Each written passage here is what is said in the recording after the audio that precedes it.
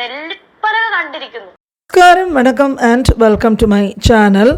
ഇന്ന് നമ്മൾ സംസാരിക്കാൻ പോകുന്നത് രേണു സുധിയെ കുറിച്ചിട്ടുള്ളൊരു വിഷയമാണ്.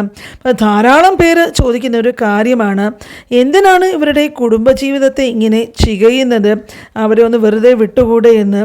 പൊതുവേ പല ആളുകളും അവരുടെ സ്വന്തം കാര്യങ്ങളെക്കുറിച്ചിട്ട് പബ്ലിക്കായിട്ട് വന്ന് സംസാരിക്കാറില്ല. അതുകൊണ്ട് തന്നെ അവരുടെ സ്വകാര്യ ജീവിതത്തെക്കുറിച്ചിട്ട് ആർക്കും ഒന്നും അറിയില്ല. പക്ഷേ ഇവിടെയാകട്ടെ എല്ലാ കാര്യങ്ങളും രഹസ്യമാക്കി വെക്കേണ്ടതും അല്ലാത്തതും പറയേണ്ടതും പറയേണ്ടാത്തതുമായിട്ടുള്ള കാര്യങ്ങളൊക്കെ വന്ന് സോഷ്യൽ മീഡിയയിൽ പബ്ലിക്കായിട്ട് പറയുമ്പോൾ തീർച്ചയായിട്ടും അതിനെക്കുറിച്ചിട്ട് ആളുകൾ വിമർശിക്കാം, സപ്പോർട്ട് ചെയ്ത് സംസാരിക്കാം, നെഗറ്റീവായിട്ട് പറയാം, സൈബർ ബുള്ളിങ് ചെയ്യാം. കൊന്നതാണ് എന്റെ പപ്പ സൂചിച്ചേട്ടൻ മരിക്കാൻ തലേന്ന് ഹോസ്പിറ്റലിൽ സീരിയസ് ആയിട്ട് കിടക്കുക, മരിക്കും എന്നുള്ള രീതിയിൽ കിടക്കുക മെഡിക്കൽ കോളേജിൽ. ആളെങ്ങനെയാണ് പിള്ളേരെ സമൂഹത്തിൽ ഇട്ട് കൊടുത്തിട്ട് ഞാൻ ചാകത്തില്ല. കാരണം ഇന്നലെ വന്നേക്കുന്നത് ഞാൻ സുധിച്ചേട്ടനെ കൊന്നത് എന്റെ പപ്പ കൊന്നതാണ്. എനിക്കറിയില്ല ഇതിനും കൂടുതൽ. അപ്പോഴും ഈ വീഡിയോ ചെയ്യുന്ന വ്യക്തിക്ക് അതുകൊണ്ട് ഈ കാര്യങ്ങൾ പബ്ലിക്കിൽ വന്ന് പറയുന്നതിന്റെ പൂർണ്ണ ഉത്തരവാദിത്വം അവർക്ക് തന്നെയാണ്. എന്റെ കഴുത്തിൽ താലി കെട്ടിയതും ഒരേ ഒരാളെ അങ്ങനൊന്നും ഇല്ലായിരുന്നു. അങ്ങനെ ഒരു ആരോപണം അല്ല ഞാൻ ചോദിക്കുന്നത്. അതായത് ഞാൻ ഒരു കാര്യം പറയട്ടെ. അതായത് നിലവിൽ അത്തരത്തിലൊരു ആരോപണം ഇങ്ങനെ എന്താ പറയാ മുകളിൽ ഇങ്ങനെ ഒരു തുറച്ചു നോക്കുന്ന പോലെ നിൽക്കുമ്പോ അതിന് കൃത്യമായിട്ടൊരു മറുപടി കൊടുത്ത് അതിനെ എന്താ, കാരണം എന്തിനും കൃത്യമായ മറുപടി തരുന്ന ആളാണ് രേണുസുധി എന്നുള്ള ഒരു ബോധ്യം എനിക്കുണ്ട്. അടുത്തിടെ രേണുസുധി കുറച്ച് കാര്യങ്ങൾ സോഷ്യൽ മീഡിയയിൽ വന്ന് സംസാരിച്ചിരുന്നു. അതിനെക്കുറിച്ചിട്ട് ചില കാര്യങ്ങളാണിന്ന് പറയുവാനായിട്ട് ഉദ്ദേശിക്കുന്നത്. കാരണം കൃത്യമായിട്ട് അറിയാവുന്നതുകൊണ്ട് ഞാൻ പറഞ്ഞാണ്. ഞാൻ താങ്കളുടെ ഇന്റർവ്യൂസ് ഒക്കെ കാണാറുണ്ട്, കണ്ടിട്ടുമുണ്ട്. അപ്പം അതുകൊണ്ടാണ് ഞാൻ ചോദിക്കുന്നത്. കൃത്യമായിട്ട് താങ്കൾക്ക് മറുപടി പറയാനുള്ള ഒരു അവസരമാണ്. ഇനി അങ്ങനെ ഒരു ചോദ്യം വരരുത്. കാരണം ഈ അടുത്ത് ഞാനൊരു ഇന്റർവ്യൂ കണ്ടു. താങ്കൾ എന്താ പറയാ മാരേജിന്റെ സർട്ടിഫിക്കറ്റ് വരെ എടുത്ത് കാണിച്ചുകൊണ്ട് താങ്കളുടെ അക്കൗണ്ടിന്റെ ഡീറ്റെയിൽസ് വരെ കാണിച്ചുകൊണ്ട് താങ്കൾ കൃത്യമായിട്ട് പ്രതികരിച്ച ഒരാളാണ്. അപ്പൊ ഇത്തരത്തിൽ സ്ട്രെയിറ്റ് ആയിട്ട് ഒരു ചോദ്യത്തിന് ഇങ്ങനെ ഒളിഞ്ഞും മറിഞ്ഞും ഒരു ഉത്തരം പറയാതെ കൃത്യമായിട്ട് ഉത്തരം പറയുന്ന ഒരാളെ ഞാൻ അങ്ങനെ ആരെയും ഞാൻ കല്യാണം കഴിച്ചിട്ടില്ല. അപ്പൊ ഇത്തരത്തിൽ സ്ട്രെയിറ്റ് ആയിട്ട് ഒരു ചോദ്യത്തിന് ഇങ്ങനെ ഞാൻ കണ്ടത് രേണു ഇട്ട സ്റ്റോറി ഇവിടെ ഷെയർ ചെയ്യാം. ധാരാളം പേര് രേണുവിനെ സപ്പോർട്ട് ചെയ്യുന്നവരുമുണ്ട്. പിന്നെ ഈ പറയുന്ന പോലെ ബോഡി ഷെയ്മിങ് എന്ന് പറയുന്ന ഒരു കാര്യം തീർച്ചയായിട്ടും വളരെ മോശപ്പെട്ട ഒരു പ്രവൃത്തി തന്നെയാണ്. അത് ആരെക്കുറിച്ചിട്ടായാലും ശരി, അതെപ്പോഴും ഒഴിവാക്കി ഉള്ളൊരു രീതിയിൽ മുമ്പോട്ട് പോകുന്നതാണ് നല്ലത്. കഴിച്ചിരുന്നോ? എനിക്കറിയില്ല. ഇല്ല. അങ്ങനെ ഒരു സംഭവം എനിക്കറിയില്ല. ഇല്ല, ഉറപ്പിച്ചു പറയാണ്. ഇല്ല, ഞാൻ അങ്ങനെ ഒരു സംഭവം എനിക്കറിയില്ല. പാസ്റ്ററിനല്ല, അല്ലാതെ മറ്റാരെങ്കിലും വിവാഹം കഴിച്ചിരുന്നോ? വിവാഹം കഴിക്കുകയോ അല്ലെങ്കിൽ മറ്റെന്തെങ്കിലും ലിവിംഗ് ടുഗദർ കോൺസെപ്റ്റിലോ അല്ലെങ്കിൽ മറ്റെന്തെങ്കിലും രീതിയിലൊരു ബന്ധം ഉണ്ടായിട്ടുണ്ടോ? അതെല്ലാം ഞാൻ പറഞ്ഞു, എന്നെ വിവാഹം കഴിച്ച സുചേട്ടൻ മാത്രമാണ്. അത് ഓക്കെ, അത് ഒറ്റ കൺക്ലൂഷനിൽ അതൊരു ഒറ്റ സ്റ്റേറ്റ്മെന്റ് ആയിട്ട് നമുക്ക് ഉത്തരം കിട്ടി. അല്ല, തൽക്കാലം അങ്ങനെ പറയാൻ പറ്റുള്ളൂ. അങ്ങനെ പറയുമ്പോഴാണ് ഇതിനകത്ത് ഒരു സംശയം ജനിക്കുന്നത്. സംശയം ജനിക്കും. കാരണം അത് ഇപ്പൊ തൽക്കാലം ഞാൻ പറയുന്നില്ല. ഒരാളില്ല, അതിപ്പോ പാസ്റ്റർ ആയിക്കോട്ടെ അല്ലെങ്കിൽ വേറൊരു വ്യക്തി ആയിക്കോട്ടെ, അങ്ങനെ ഒരാളില്ല എങ്കിൽ അങ്ങനെ ഒരാളില്ല എന്ന് പറയാൻ അപ്പൊ പക്ഷെ അതിനകത്ത് ഉണ്ടാവാം എന്നൊരു ധ്വനിയാണ് കൂടുതൽ വരുന്നത്. പിന്നെ ഒരാലംബവും ഇല്ലാത്ത ഒരു സാധാരണ സ്ത്രീ ഒറ്റയ്ക്ക് ജീവിക്കാനും കുഞ്ഞുങ്ങളെ പോറ്റി വളർത്തുവാനും ഒക്കെ വളരെ കഷ്ടമാണ് ഇന്നത്തെ സമൂഹത്തിൽ. അങ്ങനെ ഇരിക്കുമ്പോഴേക്കും പബ്ലിക്കായിട്ട് ഈ സോഷ്യൽ മീഡിയയിലൊക്കെ വന്ന് സംസാരിക്കുമ്പോഴേക്കും സമൂഹം തീർച്ചയായിട്ടും അവരെ കീറി മുറിച്ച് പരിശോധിക്കാറുമുണ്ട്. ഒരു ദിവസം നിന്നെ മുഴുവൻ അറിയൂടിയെന്ന് എപ്പോഴും ജീവിപ്പെടുന്നതും ഓർമ്മയുണ്ടോ? പിന്നെ ഉണ്ട്, തീർച്ചയായിട്ടും. സുധിച്ചേട്ടനെ കാണുന്നത് എന്താ വെച്ചാൽ, ഞാൻ ഏവിയേഷൻ പഠിച്ചുകൊണ്ടിരിക്കുന്ന സമയത്ത് കുറെ പഠിച്ചതിന് മുന്നേ നേഴ്സിങ്ങിന് പോയി, അത് നിർത്തിപ്പോന്നു. അതെന്താ? നേഴ്സിംഗ് ബാംഗ്ലൂർ പോകണം. ആ സമയത്തൊക്കെ ബാംഗ്ലൂർ ഒരു 10-15 വർഷം ബാക്കാണ്. അപ്പൊ ബാംഗ്ലൂർ എന്നൊക്കെ പറഞ്ഞാൽ നമുക്ക് ഭയങ്കര ഡ്രീമാണ് ആ സമയത്ത്. അതെ. അപ്പൊ അടിച്ചു പൊളിക്കാനൊക്കെയാണ് നമ്മുടെ ചിന്ത. ചെന്നപ്പത്തേനെ അറിഞ്ഞു അവിടെ ഒരു എന്താ പറയാ ഭയങ്കര സ്ട്രിക്റ്റ് ആണ് ആ ഹോസ്പിറ്റൽ. പിന്നെ സുധി മരിച്ചതിന് ശേഷം രേണുവിനെ ജീവിക്കുവാൻ സമൂഹം അനുവദിക്കുന്നില്ല എന്ന് അവരെ സപ്പോർട്ട് ചെയ്യുന്ന ധാരാളം ആളുകൾ പറയുന്നുണ്ട്.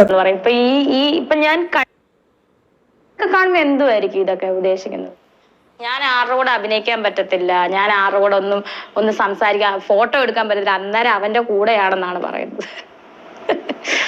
വല്ലാത്ത ഇജാതിയാവും. ഞാൻ മാത്രമേ ഉള്ളൂ. രേണു ഇപ്പൊ ഇത്രയും നല്ല സ്ട്രോങ് ആയിട്ട് റിയാക്ട് ചെയ്ത് രേണു ഇപ്പൊ ഇങ്ങനെയൊക്കെ പറയുന്നു, ഇങ്ങനെ ഞാനെല്ലാം കേട്ടില്ല കണ്ടില്ല എന്ന് നടിക്കുന്നു എന്നൊക്കെ. പക്ഷെ ഇത് എത്രത്തോളം രേണുവിനെ തളർത്തുന്നുണ്ട്, രേണുവിന്റെ ഉള്ളിലേക്ക് ഇത് രേണു തന്നെ ചില സമയത്ത് വിഷമിച്ചു പോവാണ്. മനുഷ്യനല്ലേ രമ്യെ, ഒറ്റയ്ക്കോ സൂചിച്ചേട്ടനുണ്ടെങ്കിൽ ഇതൊന്നും കേൾക്കത്തോ ഇല്ലായിരുന്നു. സത്യം, ചേട്ടനുണ്ടായിരുന്നു. ഞാൻ ആലോചിക്കുമായിരുന്നു എന്തായാലും ഏട്ടന് ആക്സിഡന്റ് പറ്റി, രമ്യ ആ കയ്യോ കാലോ എന്തെങ്കിലും പറ്റിക്കിടന്ന് ഞാൻ പൊന്നു പോലെ നോക്കിയാനെ. രേണുവിന് അവർക്ക് ഇഷ്ടമുള്ള ജീവിതം ജീവിക്കാം, ഇഷ്ടമുള്ള ജോലി ചെയ്യാം, അതിനുള്ള സ്വാതന്ത്ര്യം അവർക്കുണ്ട്. പക്ഷേ അടുത്തിടെ അവർ കൂടെ അഭിനയിച്ച ആൾക്ക് ഭക്ഷണം വാരി കൊടുക്കുന്ന വീഡിയോസും ഒക്കെ പബ്ലിക്കിൽ ഷെയർ ചെയ്ത് ഒരു വീഡിയോ ഒക്കെ വന്നിരുന്നു. അപ്പോൾ അങ്ങനെ കാണിക്കേണ്ടതായിട്ടുണ്ടോ? രേണു മക്കളെയും കൊണ്ട് സന്തോഷമായിട്ട് ഇഷ്ടം പോലെ ജീവിക്കട്ടെ. ആത്മഹത്യ ഒന്നിനും ഒരു പരിഹാരമല്ല. പക്ഷേ പബ്ലിക്കിന് മുമ്പ് പ്രദർശനങ്ങൾ നടത്തുമ്പോഴേക്കും പബ്ലിക് അഭിപ്രായം പറയും. യൂട്യൂബിൽ ധാരാളം ഇവരുടെ വീഡിയോസും ഇൻ്റർവ്യൂസും ഒക്കെ സ്ഥിരമായിട്ട് വരാറുണ്ട്. എന്നാ ജോലി ചെയ്തിട്ടാണ് ഞാൻ എൻ്റെ സൂചന നോക്കിയാനെ? ഇതൊക്കെ പറയുമ്പോൾ ആൾക്കാർ ഇവള് കള്ളവാന്ന് പറയും. എനിക്ക് ഇവരെ ആരെയും ബോധിപ്പിക്കേണ്ട കാര്യമില്ല, എനിക്ക് എൻ്റെ മനസ്സാക്ഷിയെ ബോധിപ്പിക്കാമല്ലോ. പണ്ടേ എന്നോട് പറയാറ് സൂചേട്ടൻ എപ്പോഴും, വാവട്ടെ ഞാൻ കിടക്കത്തില്ല, എന്ത് വന്നാലും ഞാൻ കിടക്കത്തില്ല, അങ്ങനെ കിടക്കേണ്ട അവസ്ഥ ഞാൻ വരുത്തത്തില്ല കേട്ടോ എന്നെപ്പോഴും എന്നോട് പറയുന്നു ഈ മനുഷ്യൻ. ഈ ഇടയ്ക്കെല്ലാം പറയുമായിരുന്നു. ഞാൻ ചോദിക്കും നിങ്ങൾ എന്തിനാ ഇതൊക്കെ ഇങ്ങനെ പറയുന്നത് ചേട്ടാന്ന് ചോദിക്കും. ഞാൻ കിടക്കേണ്ട അവസ്ഥ വരുത്തത്തില്ല വാവുട്ടനെ, ഞാൻ എന്നെ ഇങ്ങനെ ഒരു യൂറിൻ എടുക്കേണ്ട അവസ്ഥ വരത്തില്ല, അങ്ങനെയൊക്കെ എന്നോട് പറയുമായിരുന്നു. ഞാൻ ഇപ്പൊ വഴക്കും കൂടെ പറയും, ചേട്ടൻ എന്തിനാ ഇങ്ങനെയൊക്കെ ആവശ്യമില്ലാത്ത പറയുന്നേ എന്നൊക്കെ പറയുമായിരുന്നു. ഒരു ദിവസം പോലും കിടക്കത്തില്ല എന്ന് എപ്പോഴും പറയുമായിരുന്നു. പിന്നെ രേണു ആണെങ്കിൽ അത്യാവശ്യം ധൈര്യവും കോൺഫിഡൻസും ഒക്കെ ഉള്ളൊരു സ്ത്രീയാണ്. രേണുവിന് തനിക്കെതിരെയുള്ള നെഗറ്റീവ് കമൻസുകളും കാര്യങ്ങളും വിമർശനങ്ങളും വീഡിയോസും ഒക്കെ വരുന്നതും അറിയാം. അത് മനസ്സിലാക്കിയിട്ട് കുറച്ചുകൂടി കെയർഫുള്ളായിട്ട് മുമ്പോട്ട് പോയാൽ കുറച്ചുകൂടി മനസമാധാനം കിട്ടും. ജീവിതം ഇത്രയ്ക്കും കഷ്ടപ്പാട് നിറഞ്ഞതും പ്രശ്നങ്ങൾ നിറഞ്ഞതും ആകാതെയും ഇരിക്കും. പിന്നെ രേണു പറയുന്നത് ഇങ്ങനെ നെഗറ്റീവ്സ് വരുന്ന വീഡിയോസും വിമർശനങ്ങളും ഒന്നും കാണാറില്ല എന്നാണ്. അങ്ങനെ ഒരിക്കലും ഇത് കാണുകയും കേൾക്കുകയും ചെയ്യാത്ത ഒരു സാഹചര്യമാണെങ്കിൽ ഈ വിഷയങ്ങളെ കുറിച്ചിട്ട് പുള്ളിക്കാരി എന്തിനാണ് പരാമർശിക്കുന്നത് എന്നുള്ളത് മനസ്സിലാകുന്നില്ല. അത് ഇഗ്നോർ ചെയ്ത് വിടാനും പുള്ളിക്കാരിക്ക് സാധിക്കുന്നില്ല. പിന്നെ ആ കുട്ടികളെ കുറിച്ചിട്ട് ഒരു മോശവും ആരും പറയുന്നില്ല. അവർക്ക് വേണ്ടിയിട്ടാണ് പലരും വീട് വരെ വെച്ച് കൊടുത്തത്. അതൊക്കെ പുള്ളിക്കാരി മറന്നിട്ടാണ് സംസാരിക്കുന്നത്. കുഞ്ഞുങ്ങളെ കുറിച്ചിട്ടൊക്കെ ഈ ഓരോന്ന് പറയുന്നത് കേൾക്കുമ്പോഴേക്കും അത് വല്ലാത്ത ഒരു വിഷമമായിട്ടുള്ളൊരു കാര്യമാണ്. എപ്പോഴും വാക്കുകൾ വളരെ സൂക്ഷിച്ചു മാത്രമേ ഉപയോഗിക്കാവൂ. ആ കുട്ടികളെ എല്ലാവരും വളരെ സ്നേഹത്തോടെ മാത്രമേ കണ്ടിട്ടുള്ളൂ. പിന്നെ ഈ ഒരുപാട് ഇൻ്റർവ്യൂസ് കണ്ടിന്യൂസ് ആയിട്ട് ഇങ്ങനെ സോഷ്യൽ മീഡിയയിലൊക്കെ പുള്ളിക്കാരി ഇത് ഓരോന്നൊക്കെ പറഞ്ഞ് വരുമ്പോഴേക്കും പുള്ളിക്കാരിയുടെ വൈകാരികമായിട്ടുള്ള ഒരു കാഴ്ചപ്പാടും ആ സംസാര രീതിയും ഒക്കെ അത് എല്ലാവർക്കും ഇഷ്ടപ്പെടണമെന്നില്ല. അപ്പം അങ്ങനെ വരുമ്പോഴേക്കും കൂടുതൽ വിമർശനങ്ങൾ വരും, കൂടുതൽ പ്രശ്നങ്ങളിലോട്ട് മാത്രമേ കാര്യങ്ങൾ നീങ്ങുകയുള്ളൂ.